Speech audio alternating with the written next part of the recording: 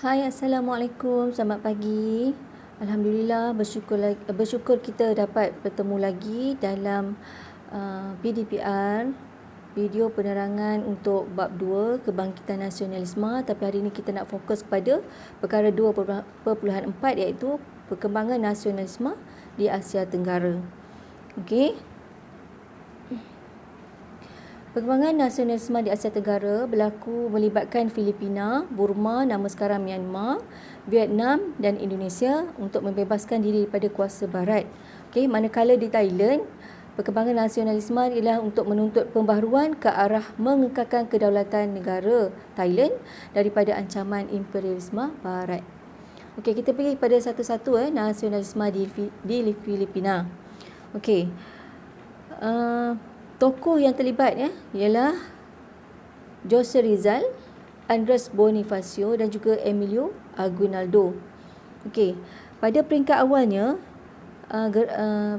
nasionalisme ni terbentuk melalui gerakan propaganda oleh Jose Rizal ni. Okey, yang dipimpin oleh Jose Rizal ni untuk menuntut Filipina. Gerakan ini menuntut Filipina sebagai salah satu wilayah Sepanyol dan menuntut hak yang sama rata dengan bangsa Sepanyol. Okey. Kemudian Jose Rizal juga telah menubuhkan Liga Filipina 1892 untuk mendesak kerajaan Sepanyol melakukan perubahan politik, ekonomi dan sosial di Filipina. Okey. Kemudian gerakan propaganda ni gagal.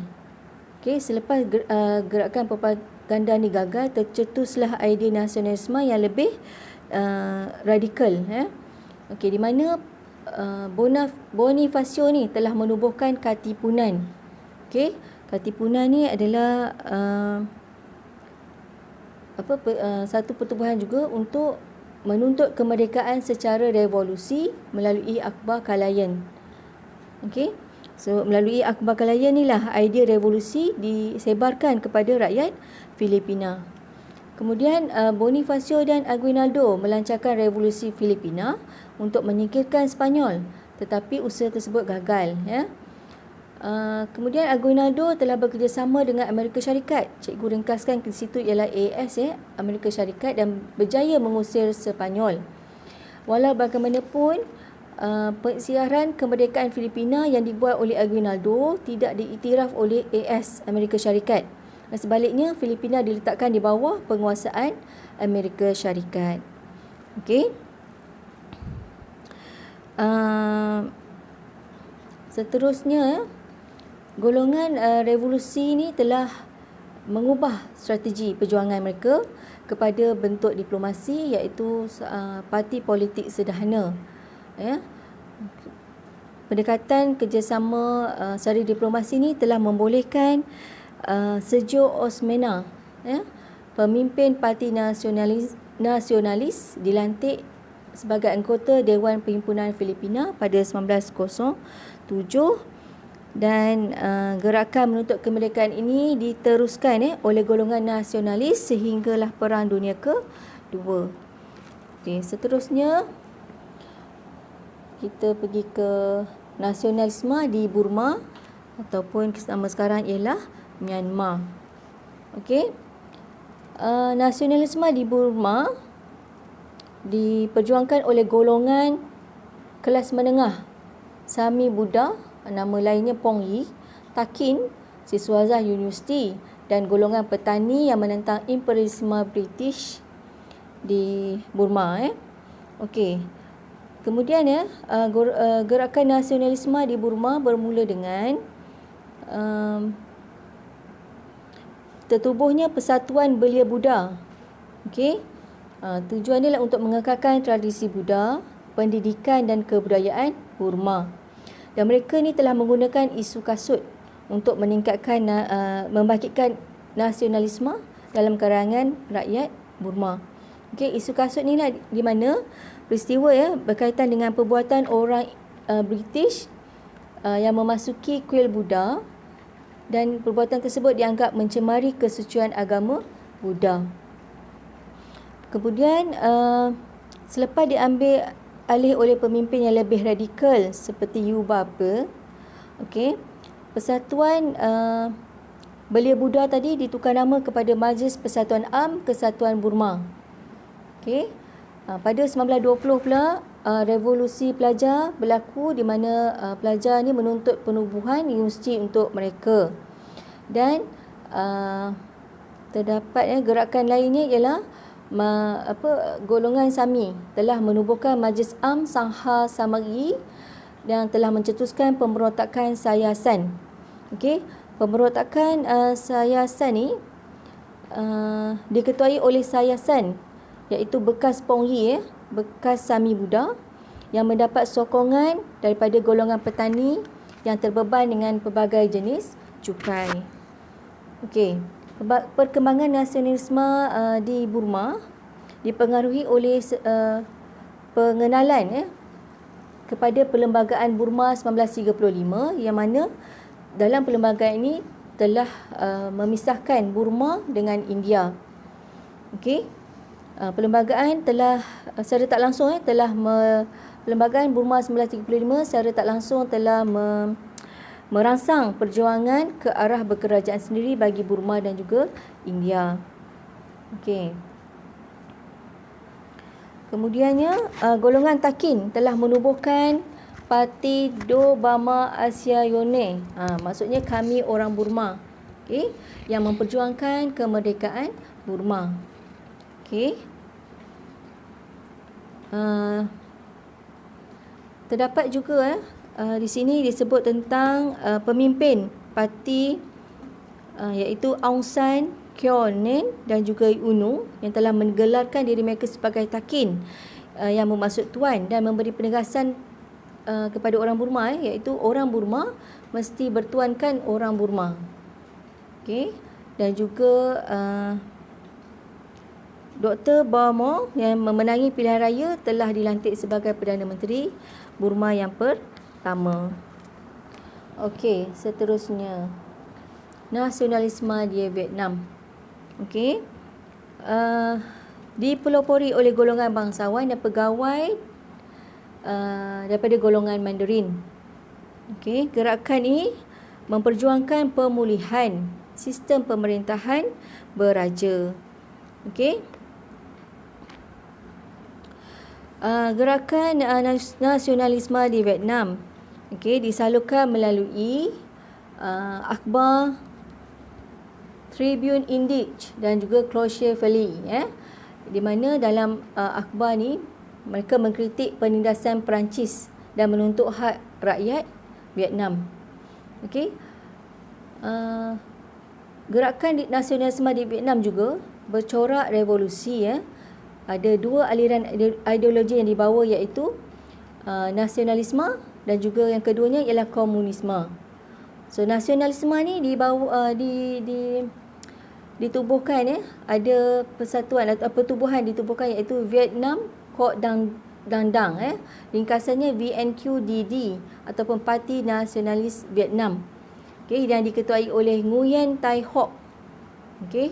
Tu seperti gambar di atas tu yang cikgu letak sebelah kiri, yang memperjuangkan tentang demokrasi, asasnya untuk demokrasi, nasionalisme dan juga sosialisme. Manakala satu lagi corak revolusi iaitu komunisme melalui Parti Komunis Vietnam PKV yang diketuai oleh Ho Chi Minh. Okey, Ho Chi Minh seperti di gambar yang cikgu letak di bahagian atas sebelah kanan. Okey. Kemudian pemberontakan VNQDD ni, Vietnam Quoc Dang Dang ni, pada 1930 telah tujuannya untuk mengusir Perancis dan menubuhkan kerajaan Republik Vietnam. Namun pemberontakan tersebut telah mendorong kepada pihak Perancis melumpuhkan gerakan nasionalisme di Vietnam tu dengan menangkap pemimpin VNQDD dan juga membunuh Nguyen Tai Hoc.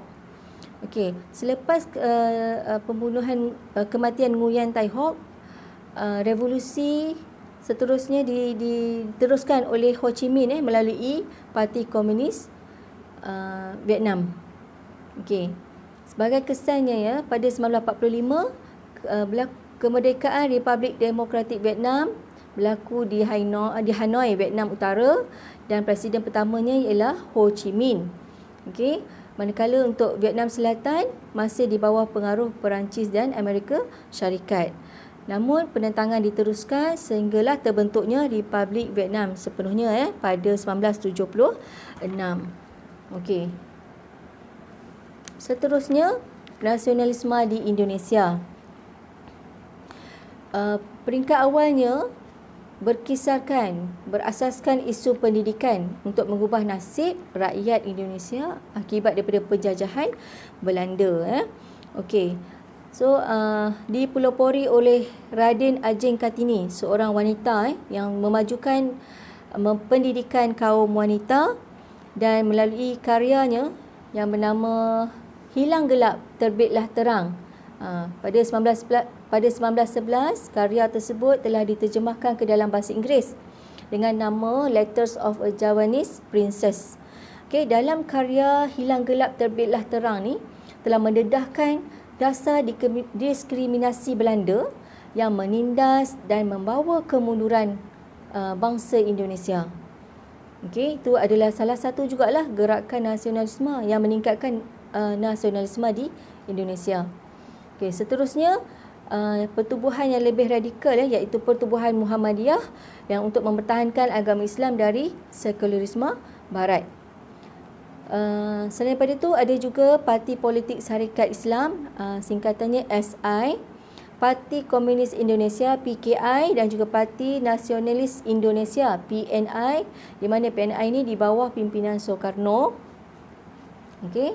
Dan Kongres Pemuda, terdapat juga Kongres Pemuda Indonesia yang telah melahirkan ikrar Sumpah Pemuda, membawa 3 asas perjuangan mereka, iaitu 3 asas, iaitu satu tanah air, satu bangsa dan satu bahasa. Itulah ikrar yang diperjuangkan, iaitu satu tanah air, satu bangsa dan satu bahasa.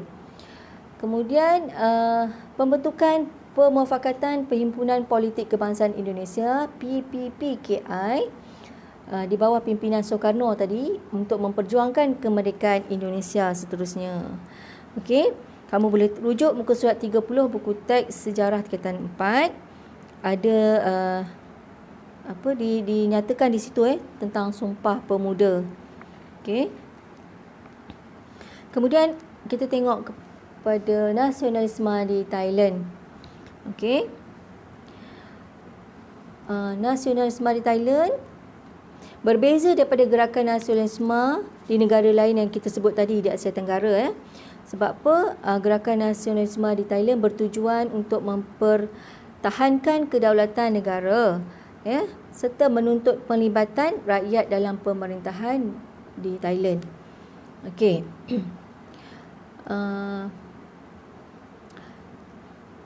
Dipelopori Raja Thailand melalui usaha diplomasi dan permodenan yang dilakukan oleh Raja Mongkut.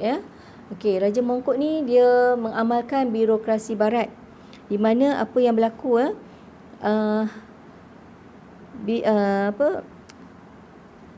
Raja Thailand telah membawa penasihat barat masuk ke Thailand untuk melatih pegawai tempatan dari segi pentadbiran kewangan, pelabuhan, kastam, ketenteraan dan juga polis. Selain daripada itu, guru-guru juga dibawa daripada barat, terutamanya British, turut dibawa untuk melaksanakan sistem pendidikan barat. Usaha Raja Mongkut ni diteruskan oleh Raja Chulalongkorn, anak dia, puteranya, supaya Thailand bebas daripada penjajahan kuasa barat. Maksudnya apa? Mereka menjalinkan hubungan yang baik dengan negara barat ni, seperti British, Amerika Syarikat dan juga Perancis. Okey. So, gerakan nasionalisme di Thailand bermula semasa pemerintahan Raja Vajiravut, di mana rakyat gelisah tentang kelemahan pentadbiran Raja Vajiravut ni terhadap penguasaan politik kerabat diraja. Okey. Penubuhan berlaku di mana gerakan nasionalisme ni berlaku melalui penubuhan Parti Rakyat oleh Nai Pridi Phanomyong dan juga Field Marshal Phibu Songkram. Okey. Selain daripada itu, ada juga revolusi Thai yang berlaku pada 1932 yang sekaligus telah menamatkan pemerintahan raja berkuasa mutlak di Thailand, di mana selepas tu raja berperlembagaan pula diperkenalkan. Okey. Raja berperlembagaan di Thailand ni diperkenalkan dengan meletakkan raja pada kedudukan tertinggi tetapi tidak mencampuri urusan pentadbiran, kerana urusan pentadbiran kerajaan Thailand dijalankan oleh Perdana Menteri. Okey. Kemudian berlaku pula tidak puas hati dalam kalangan rakyat terhadap penguasaan ekonomi oleh Barat dan juga orang Cina. Dan untuk mengatasinya, Perdana Menteri Pheu Songkhram tadi telah meluluskan undang-undang sekatan terhadap penguasaan ekonomi orang Cina, dan sebaliknya telah menggalakkan pribumi, rakyat Thailand sendiri terlibat dalam kegiatan ekonomi tadi. Okey. Selain daripada itu, pada semasa Perang Dunia Kedua, dasar bekerjasama dengan Jepun telah menyebabkan Thailand tidak dijajah oleh Jepun. Okey. Ini Thailand turut memperoleh mendapat semula wilayah di Indochina dan juga negeri utara di tanah Melayu. Okey. Itulah saja kita sebut tentang nasionalisme di Asia Tenggara yang melibatkan Filipina, Burma ataupun Myanmar, Vietnam, Indonesia dan juga Thailand. Okey, nasionalisme di Asia Tenggara berkembang daripada kesedaran memperjuangkan hak bangsa dan mendapatkan kemerdekaan. Namun, nasionalisme di Thailand berbeza kerana nasionalisme tadi lebih kepada usaha mempertahankan kemerdekaan dan juga kedaulatan negara. Okey. So, pentinglah di sini juga sumbangan pemimpin dalam usaha mengekalkan kedaulatan negara sewajarnya diteladani. Okey, untuk mengukuhkan peradaban bangsa dan negara. Okey, jadi kita pun bila kita belajar ni, kita kena betul-betul ambil tahulah tentang apa yang berlaku, bagaimana semangat nasionalisme ni tercetus di Asia Tenggara. Sebab sebelum ni kita dah belajar di Asia dan juga di Barat. Okey. Cikgu harap kamu dapat apa yang cikgu nak sampaikan pada hari ini. So, apa yang kita belajar hari ini ialah perkembangan nasionalisme di Asia Tenggara yang melibatkan Filipina, cikgu ulang di Filipina, Burma, Vietnam, Indonesia dan juga Thailand. Sekian saja untuk hari ini. Semoga kita berjumpa lagi untuk tajuk seterusnya. Terima kasih.